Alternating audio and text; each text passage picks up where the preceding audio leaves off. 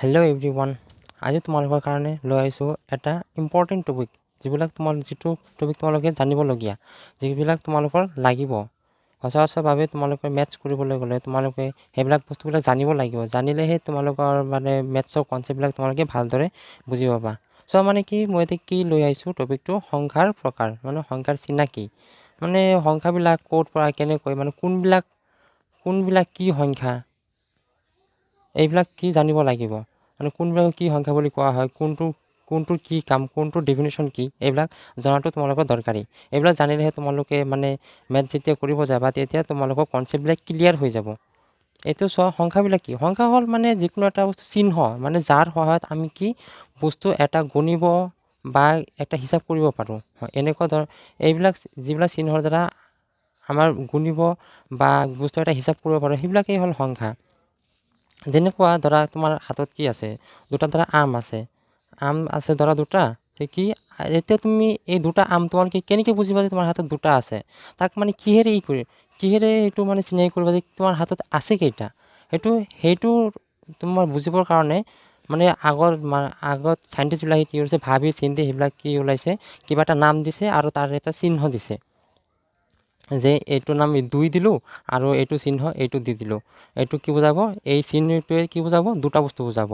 ধৰা এনেকুৱা যে আৰু ধৰা তোমাৰ হাতত 3টা বস্তু আছে, 3টা বা 4টা আছে, তো এনেকৈ এটা ধৰা 4 দিছে, তো এইটো চিহ্নই কি বুজাব? 4টা বস্তু বুজাব আমাৰ। এইবিলাকেই হ'ল সংখ্যা। কিন্তু এইবিলাক সংখ্যাৰ কি বহুত ভাগ আছে, বহুত প্ৰকাৰ আছে। এই সংখ্যাবিলাক কি? সংখ্যাৰ যদি ভাগ কৰিবলৈ যোৱা, প্ৰথমতে আমাৰ আহিব কি? স্বাভাৱিক সংখ্যা। এতিয়া চোৱা, স্বাভাৱিক সংখ্যা কাক বোলে? 1 নম্বৰ কি আহিব? স্বাভাৱিক সংখ্যা।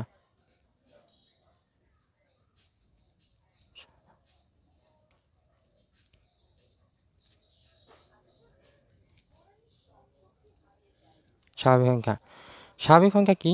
যে 1ৰ পৰা আৰম্ভ কৰি,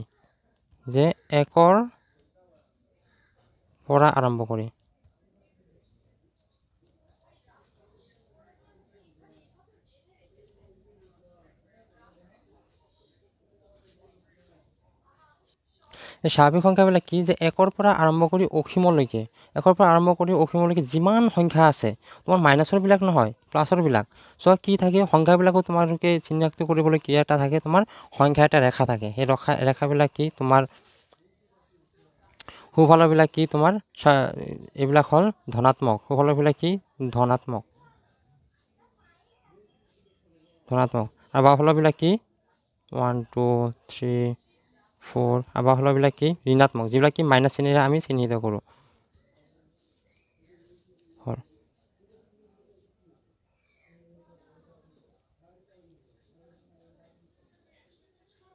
ঋণাত্মক। সোঁফালৰ বিলাক কি হ'ব? তোমাৰ ধনাত্মক। আৰু বাওঁফালৰ বিলাক কি হ'ব? তোমাৰ ঋণাত্মক। 1ৰ পৰা আৰম্ভ কৰি অসীমলৈকে তো কি হ'ব? তোমাৰ 1 2 3 4 ইমান ডট ইয়াতে তোমাৰ কি ধৰা 5,000 আহি গ'ল, আকৌ আৰু তোমাৰ লাখ কৰোৰ যিমান আছে চববিলাক কি? এইবিলাকৰ স্বাভাৱিক সংখ্যা। কিন্তু স্বাভাৱিক সংখ্যা কি হ'ল? 1ৰ পৰা আৰম্ভ কৰি যিমান ডাঙৰলৈ যোৱা, যিমান ওপৰলৈ যোৱা, সেইবিলাক কি হ'ব? তোমাৰ স্বাভাৱিক সংখ্যা। তাৰপিছত তোমাৰ কি আহিব? পূৰ্ণ সংখ্যা। পূৰ্ণ সংখ্যাটো কি? পূৰ্ণ সংখ্যাটো হ'ল তোমাৰ 0ৰ পৰা আৰম্ভ কৰি অসীমলৈকে। 0ৰ পৰা আৰম্ভ কৰি অসীমলৈ যিমান ডাঙৰলৈ যোৱা, ধৰা 0 1 2 3 4 5 6 7 8 9 10 1,000 2,000 5,00,000 10,00,000 যিমান ওপৰলৈ যোৱা, সিমানলৈ কি তোমাৰ কি? এইবিলাক কি? চববিলাক কি? পূৰ্ণ সংখ্যা। কিন্তু স্বাভাৱিক এইটোৱে চোৱা, স্বাভাৱিক সংখ্যা আৰু পূৰ্ণ সংখ্যাৰ মাজত ডিফাৰেঞ্চ কি? স্বাভাৱিক সংখ্যাবিলাক কি? 1ৰ পৰা আৰম্ভ কৰি, আৰু পূৰ্ণ সংখ্যাবিলাক কি? 0ৰ পৰা আৰম্ভ কৰি। এইটোৱে হ'ল এই দুটাৰ মাজত ডিফাৰেঞ্চ। স্বাভাৱিক সংখ্যা গ'ল, পূৰ্ণ সংখ্যা গ'ল। এতিয়া চোৱা, অখণ্ড সংখ্যা কি? যিবিলাক সংখ্যা খণ্ডিত নহয়, যিবিলাক ভাগ হৈ নাযায়। যেনেকুৱা বস্তু এটা ধৰা, যিকোনো এটা গোটেইখিনি বস্তু এটা, এইটো এটা ধৰা গোটেইখিনি বস্তু এটা, এইটো কি হ'ব? তোমাৰ ভাগ হৈ নাযাব। এইটো গোটেইখিনি ধৰিব লাগিব। গোটেইখিনি ধৰিলে এইটো এটা অখণ্ড সংখ্যা হ'ব। এইটো যদি তুমি ইমানখিনি ধৰা এইটো ভাগ কৰি দিলোঁ, ইয়াতে কিমানখিনি আছে? অলপখিনি আছে, আৰু ইয়াতে অলপখিনি আছে। এইটো এটা অখণ্ড সংখ্যা হ'ব নোৱাৰে। যেনেকৈ ধৰা 2 এটা অখণ্ড সংখ্যা, 3 এটা অখণ্ড সংখ্যা, 100 এটা অখণ্ড সংখ্যা এনেকুৱা ধৰণৰ। কিন্তু তুমি চোৱা যে 7/2 অখণ্ড সংখ্যা হ'ব নোৱাৰে, কাৰণ এইটো ভেলু কি ওলাব, ভেলু এটা নিৰ্দিষ্ট মানে কি এইটো ভাগ হৈ ল'ব বা পইণ্টত ওলাব, এইটো দশমিকত ওলাব। এইটো কৰিলে তোমাৰ কি হ'ব 3.5 ওলাব। এইটো কি 3.5 মানে এইটো দশমিকত আহি গৈছে। এইটো গোটেইখিনি বস্তু অহা নাই। এইটো কেনেকুৱা বস্তু আহিছে, এইটো এটা বস্তু, এইটো এটা বস্তু আৰু এইটো এটা, তিনিটা বস্তু হ'ল। তাৰপিছত কি আহিছে, আধা বস্তু আহিছে, গোটেইখিনি অহা নাই। চ' এইটো কি, এইটো এটা অখণ্ড সংখ্যা হ'ব নোৱাৰে। অখণ্ড সংখ্যা হ'বলৈ হ'লে গোটেইখিনি বস্তু থাকিব লাগিব, মানে গোটা মানবিলাক থাকিব লাগিব। কিন্তু তোমাৰ অখণ্ড সংখ্যাবিলাকত তেনেকুৱা স্বাভাৱিক সংখ্যাত কি আছিল, 1ৰ পৰা আৰম্ভ কৰি ইয়াতে কি কোনো মাইনাছ সংখ্যা নাছিল, ইয়াতে কোনো বিয়োগাত্মক সংখ্যা নাছিল, ঋণাত্মক সংখ্যা নাছিল। এনেকুৱা পূৰ্ণ সংখ্যাটো কি কোনো মাইনাছ সংখ্যা নাছিল বা বিয়োগাত্মক সংখ্যা নাছিল। কিন্তু অখণ্ড সংখ্যাৰ ক্ষেত্ৰত কি হ'ব, তো মাইনাছো থাকিব পাৰিব, বিয়োগাত্মক সংখ্যাবিলাক থাকিব পাৰিব। তুমি যদি লিখা যে -2 -13, এইটো কি, এইটো এটা অখণ্ড সংখ্যা হ'ব, এইটো এটা অখণ্ড সংখ্যা হ'ব। কিন্তু এইটো কি, এইটো হ'ল ধনাত্মক অখণ্ড সংখ্যা আৰু এইটো কি ঋণাত্মক অখণ্ড সংখ্যা। এইটোৱে ডিফাৰেঞ্চ। এতিয়া অখণ্ড সংখ্যাটো বুজি পালা, মানে অখণ্ড সংখ্যা মানে গোটেইখিনি বস্তু থাকিব লাগিব, ভাগত থাকিব নোৱাৰে। কিন্তু তুমি যদি কোৱা যে 8/4টো অখণ্ড সংখ্যা হয় নে নহয়, 8/4টো অখণ্ড সংখ্যা হয়, কাৰণ কি এইটো ভেলু কি ওলাব, 2 ওলাব। কিন্তু 2টো এটা অখণ্ড সংখ্যা। যেনেকুৱা তুমি 10/5টো 2 ওলাব। যেনেকুৱা যদি 14/2 যদি কোৱা, 7টো এটা অখণ্ড সংখ্যা। 7টো এটা অখণ্ড সংখ্যা। চ' কি হ'ব তোমাৰ 14/2টো কি এটা অখণ্ড সংখ্যা হ'ব। এনেকুৱা ধৰণৰ এইবিলাক কি অখণ্ড সংখ্যা।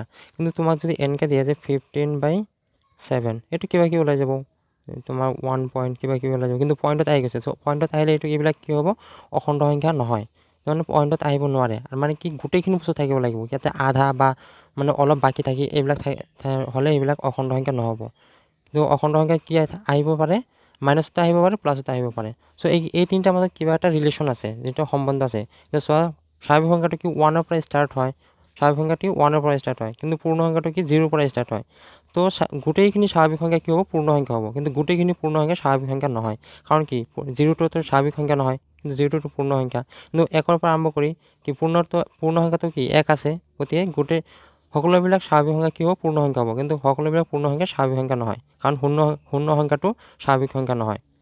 আকৌ চোৱা, গোটেইবিলাক স্বাভাৱিক সংখ্যা, সকলোবিলাক স্বাভাৱিক সংখ্যা আৰু সকলোবিলাক পূৰ্ণ সংখ্যা কি হ'ব, অখণ্ড সংখ্যা হ'ব। কিন্তু সকলোবিলাক অখণ্ড সংখ্যা পূৰ্ণ সংখ্যা নহয়।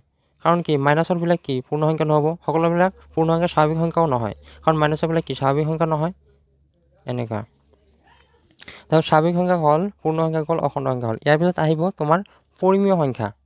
আৰু ধনাত্মক আৰু ঋণাত্মকটো বুজিয়ে পোৱা, ধনাত্মক সংখ্যা, ঋণাত্মক সংখ্যা মানে কি মাইনাছ চিন থকা বা সংখ্যাৰেখা। চোৱা, এইটো সংখ্যাৰেখা। সংখ্যাৰেখাৰ বাওঁপিনে থকা যিবিলাক সংখ্যা থাকে সেইবিলাক চব কি ঋণাত্মক সংখ্যা, আৰু সোঁফালে থকা চববিলাক কি ধনাত্মক সংখ্যা। মানে মাইনাছ দি যিবিলাক লিখিবা সেইবিলাক কি হ'ব, তোমাৰ চব ঋণাত্মক সংখ্যা, বিয়োগাত্মক, নিগেটিভ। তাৰপিছত আহিব পৰিমেয় সংখ্যা। এইটো চব পৰিমেয় সংখ্যা। পৰিমেয় সংখ্যাবিলাক কি, মানে যিবিলাক p/q আৰ্হিত লিখিব পাৰোঁ। p/q আৰ্হি মানে কি, মানে ভগ্নাংশ আকাৰত যিবিলাক লিখিব পাৰোঁ। যেনেকুৱা কি তোমাৰ কি 7/2, এইটো এটা ভগ্নাংশ আৰ্হিত লিখিব পাৰিছোঁ। চ' এইটো এটা পৰিমেয় সংখ্যা। 3/2, 9/6, 22/11, এইবিলাক কি এটা পৰিমেয় সংখ্যা। চ' পৰিমেয় সংখ্যাবিলাক কি ভগ্নাংশত লিখিব পাৰা। কিন্তু এনেকুৱা ভগ্নাংশত লিখিছোঁ, ভগ্নাংশবিলাক কি এটাক আৰু এটা বাৰ দিয়া, মানে হৰণ আকাৰত থকা। কিন্তু চোৱা, এইটো এটা পৰিমেয় সংখ্যা হয়নে নহয়, 2 যেনেকুৱা কি 7 বুলি লিখিছোঁ, যেনেকুৱা 8 বুলি লিখিছোঁ। এইবিলাক পৰিমেয় সংখ্যা হয়নে নহয়, হয়, এইবিলাকো হয় পৰিমেয় সংখ্যা। কাৰণ কি 2ৰ তলত মনে মনে কি থাকে, এটা হৰণ হৈ থাকে। যেনেকুৱা যিবিলাক সংখ্যা মানে অখণ্ড সংখ্যা, যিকোনো অখণ্ড সংখ্যাৰ তলত মনে মনে 1 এটা কি হৈ থাকে, হৰণ হৈ থাকে। যেনেকুৱা -6 লিখিলা, -6 মানে কি, এইটো মানে আমি কি লিখিব পাৰোঁ, -6/1 বুলি লিখিব পাৰোঁ। চ' মানে 6/1, তো এইটো এটা পৰিমেয় সংখ্যা হৈ গ'ল।